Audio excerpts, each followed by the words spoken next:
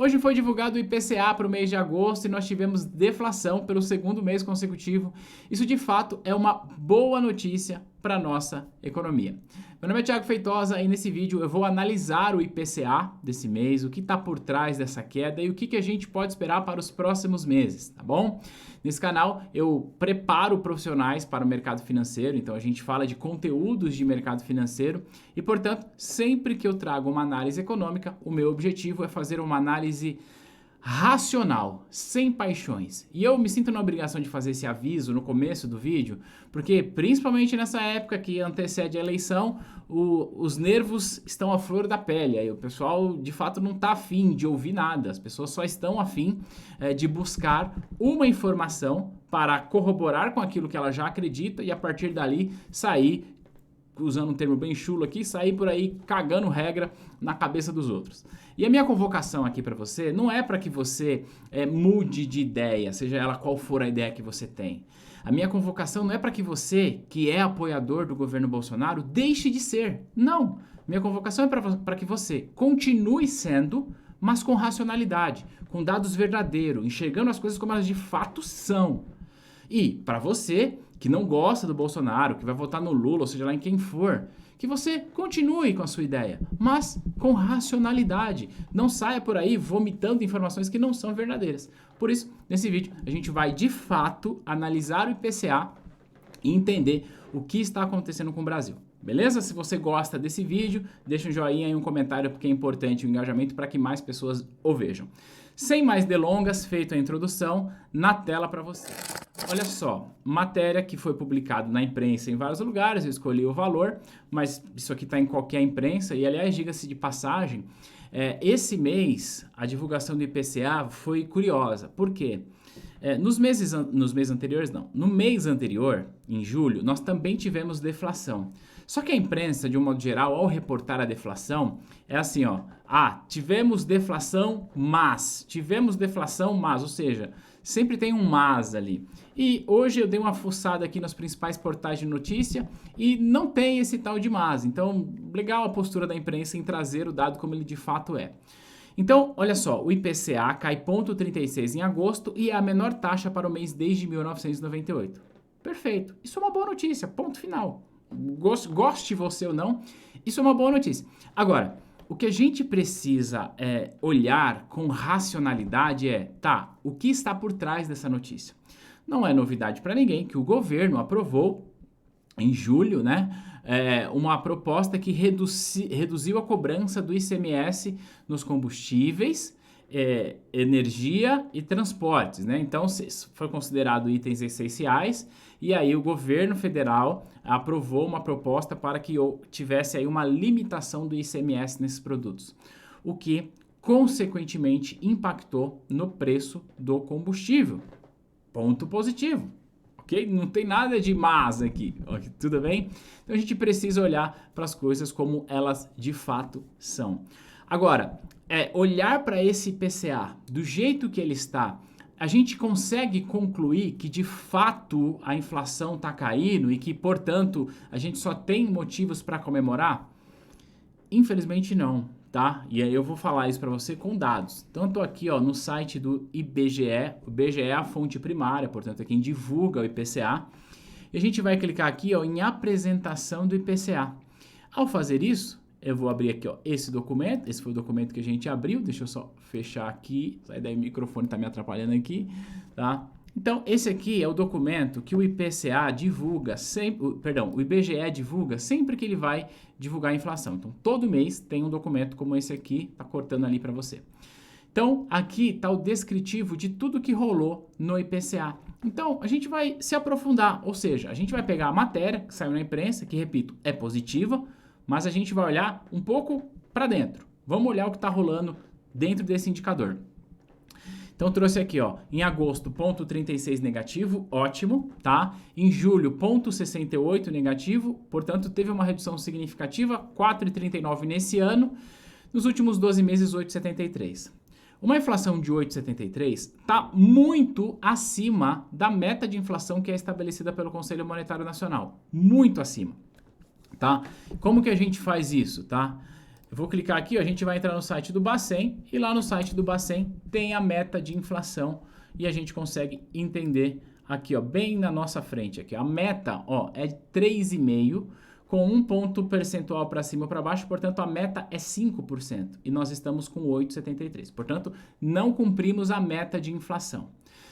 Eu vou falar daqui a pouco sobre um contexto global. Aí você já vai entender onde o Brasil está situado no mundo em relação à inflação, tá? Mas a primeira informação pragmática é que não cumprimos a meta de inflação. O ano passado não cumprimos, este ano não cumprimos e provavelmente o ano que vem também não vamos cumprir, tá? Mas vamos lá, voltando aqui. O ponto que eu quero trazer é essencial a gente entender a composição do indicador. Então tá aqui, ó, variação mensal por região. Então se a gente pega, por exemplo, Vitória, Belém, lá nessas duas regiões não teve deflação. Lá teve inflação positiva, mesmo com a queda no preço dos combustíveis. E a gente vai lá para Recife, Belo Horizonte e São Luís, são as três regiões com menor deflação, né? Ou com maior deflação. Isso é o jeito correto de falar, né? A gente vai olhar aqui, ó, a divisão. Olha só, por que é importante a gente entender o que está por trás dos números? Por quê? O índice de inflação é uma cesta ponderada pelos respectivos pesos que aquela cesta de consumo tem no padrão de consumo de famílias. E aqui ele é bem amplo, portanto mede de 1 a 40 salários mínimos, então muda. Então seu padrão de consumo pode ser diferente do meu, que é diferente de uma outra pessoa. Mas o lance é o seguinte, olhando para os pesos, a gente consegue entender o que mais impacta na inflação. E o que mais impacta na inflação, ó, azulzinho, alimentos e bebidas, laranja, transportes, cinza, habitação e esse amarelo aqui, ó, saúde e cuidados pessoais. Então, de todos os itens que compõem a cesta de inflação, esses 4 são os que mais pesam na inflação. Se a gente somar esses 4, 21 com 21, 42, com 15, 57, quase 70% aqui, só esses 4 indicadores. E aí que vem o pulo do gato, né? Então, abrindo aqui pela variação, e aí já vem um ponto que eu quero chamar a atenção para você. Agosto, tivemos deflação, como eu já falei. Entretanto, olha só, a gente teve deflação em agosto porque, segundo dados do IBGE, houve uma redução significativa aqui no preço dos transportes, e aí você obviamente sabe que essa redução se deu em razão da redução dos impostos no combustível e também pela redução de preço que a Petrobras trouxe ali para os combustíveis, tá? Então, teve essa redução, positivo, ok? E comunicação, também porque teve uma redução nos impostos para a comunicação. Agora, quando a gente olha outros itens que têm um peso significativo, como, por exemplo, alimentação e bebidas, em alimentação a gente não teve deflação, a gente teve inflação. O que na prática significa dizer é que, apesar da deflação geral do índice, ficou mais caro comprar o arroz, ficou mais caro comprar o feijão, ficou mais caro comprar o leite. É isso que o IPCA está falando pra gente, tá? Apesar da deflação do índice, custo de habitação subiu. Então, ficou mais caro o aluguel, ficou mais caro o financiamento e assim sucessivamente, tá? Então, a gente precisa olhar para o índice como ele de fato é.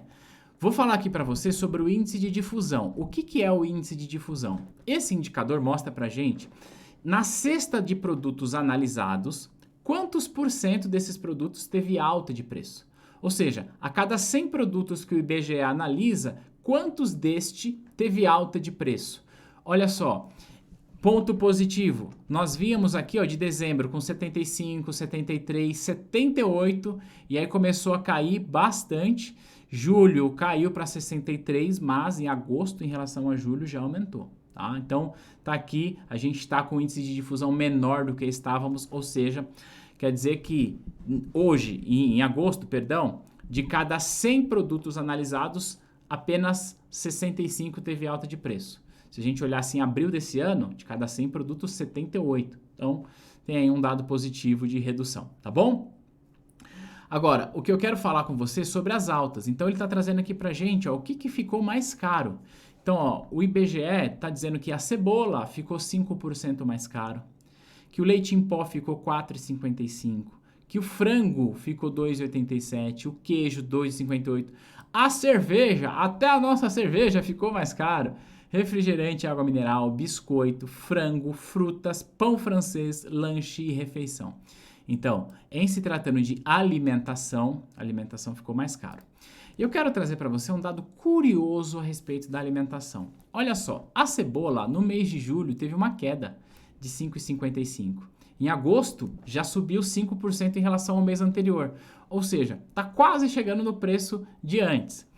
E esse é um fenômeno que tende a acontecer quando essa redução de impostos acabar, tá? Quando essa regra de redução de impostos acabar. Então é importante a gente olhar para isso. Aí a gente teve aqui uma redução de preço de alimentos, tá? Ó, o tomate ficou mais barato, a batata, a cenoura, o óleo de soja, o feijão carioca, as hortaliças, leite longa-vida e carnes. Então, o que eu tô querendo demonstrar aqui para você é, olha só, ponto positivo, temos inflação. Deflação, ok. O que está por dentro dessa deflação? Redução no preço dos combustíveis, redução no preço nas comunicações. Ponto final. Os outros índices nós tivemos alta. Então, as outras coisas ficaram mais caras, apesar da deflação. Tá bom? Agora, eu quero trazer para você um contexto global. Onde que o Brasil está inserido quando o assunto é inflação? Por quê? Por mais críticas que você tenha ao atual governo, e como eu disse no começo desse vídeo, eu não tenho a menor pretensão de mudar o que você pensa a respeito disso, a gente precisa ser honesto e entender que a pressão inflacionária é um fenômeno global. Está acontecendo no mundo inteiro. Aliás, fiz um tweet esses dias falando sobre a crise de energia que a Europa está atravessando e vai atravessar nesse inverno. Isso vai impactar muito a Europa, mas também vai impactar a gente, tá? Então, olhar de uma maneira racional nos ajuda a comparar com os demais países. Eu vou olhar aqui nesse site que eu gosto de usar, que é o Trade Economics, tá? Então a gente pode vir aqui, ó, vou até mostrar como que a gente acha esse indicador. Então esse é o site Trade Economics. Eu venho aqui, ó, indicadores, tá bom? Então vou colocar aqui, ó, indicadores, e aqui embaixo ele tem o índice de preço, aqui, ó, prices. E aí ele vai ter aqui, ó, taxa de inflação. Essa aqui vai ser anual e essa aqui vai ser mensal. Então, se a gente quer analisar a inflação de verdade, não faz sentido analisar a inflação mensal, porque eu preciso olhar o contexto inteiro, certo? Vamos olhar a inflação anual. Aqui a gente pode selecionar entre todos os países do mundo, Europa, América, enfim. A gente vai olhar o G20, porque são as 20 economias mais relevantes do mundo, tá bom? E aí a gente vai clicar aqui, ó.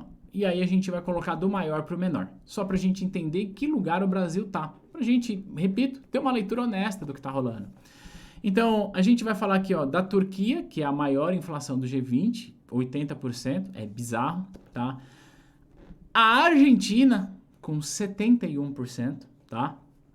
E a Rússia, com 14,3%.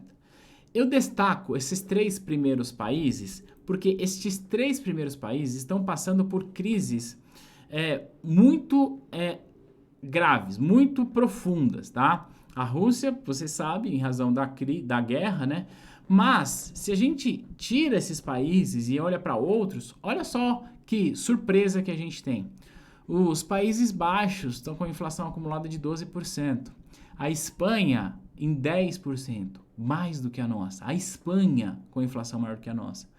O Reino Unido com uma inflação maior do que a nossa. E tudo isso aqui se deve à crise energética que essa região está passando. A zona do euro como um todo com uma inflação maior do que a nossa. Isso é algo que eu não me recordo de ter visto isso acontecer na nossa história, tá? Se a gente pesquisar aqui, a gente até conseguiria comparar. Mas isso é um dado bastante relevante. Mais uma vez, para a gente ter uma leitura honesta, tá? Olha, você quer tecer as suas críticas? Tá tudo bem, mas faça uma leitura honesta, tá? A gente não é a pior economia do mundo quando o assunto é inflação. É importante a gente olhar para isso, né? Países mais desenvolvidos estão com uma inflação maior do que a nossa, tá? Isso é importante a gente olhar. Os Estados Unidos está bem na nossa cola aqui, ó, tá? E aí, ó, a Itália, a Alemanha. Então, veja, é um cenário quase que inédito, né? Esses países desenvolvidos com uma inflação maior que a nossa. Agora vem a pergunta, Thiago, para onde a gente vai? A nossa inflação, será que vai continuar caindo? A resposta é não, acabou a festa. E eu quero te mostrar isso, por que acabou a festa. E aí que a gente consegue enxergar, inclusive, que tem aqui uma manobra para que esses efeitos de curto prazo, eles chegassem antes da eleição, tá? E veja, o governo atual fez isso, tá? O governo passado, na eleição anterior, também fez. Então, se a gente, repito, quer fazer críticas, a gente precisa olhar para o todo. Isso é uma obra de governo. Os governos costumam fazer isso. É só a gente olhar o que aconteceu de 2014 para 2015, tá? O que a ex-presidente Dilma fez para se reeleger. Depois a conta chegou, tá? Então, agora, por que eu disse que a festa acabou? Eu não sei se você sabe, mas a Anbima, ela, entre tantas coisas que ela faz, ela gera dados para o mercado. E alguns dados que ela traz são dados macroeconômicos. E a Anbima faz projeção de inflação, tá? Ela faz projeção de IPCA e projeção de IGPM. Sempre ela tem essa informação no site dela, tá? Então tá aqui, ó. Aqui, ó, é o mês de coleta, ou seja, quando aquela projeção foi coletada e qual era a projeção. Então, no comecinho de agosto, teve uma projeção aqui de menos 0,23 e no dia 24 de agosto, ou seja, algumas semanas atrás, era uma projeção de menos 0,33. A Anbima acertou? Quase, né? Porque, ó, foi menos 0,36. Quando a gente olha a projeção para o mês posterior, ou seja, o próximo mês, coletado também em agosto, a projeção para o próximo mês é de 0,46. Já é de inflação e não de deflação. Depois teve uma nova coleta, a projeção caiu, 0,29. Pode ser que a gente tenha, pode ser não, certamente nós teremos novas coletas em relação a isso, e pode ser que caia ali, mas percebe, no horizonte a gente não está vendo perspectiva de deflação para setembro. A gente está vendo perspectiva de inflação para setembro. E aí os preços continuam aumentando. E aí eu sei que alguém pode dizer assim, Thiago, mas a Anbima, essa projeção aí não serve de nada, porque eles não acertam e não sei o quê. A gente pode inclusive checar isso, tá? Ó, histórico dos últimos 12 meses. Então olha só, em julho a Anbima projetava 0,66 e 0,63, tá? Qual foi o efetivo? 0,68 negativo. Em junho, ela projetava 0,73 e 0,64. Quanto foi? 0,67. Em maio, 0,59, 0,46. Foi 0,47. Ó, em abril, ela projetava 0,76 e 0,94, foi 1,06. O que eu estou querendo demonstrar para você é que, obviamente, não dá para a gente cravar quanto será a inflação. Mas a Anbima, através da sua área de macroeconomia, tem um histórico de chegar perto, de um desvio padrão muito baixo.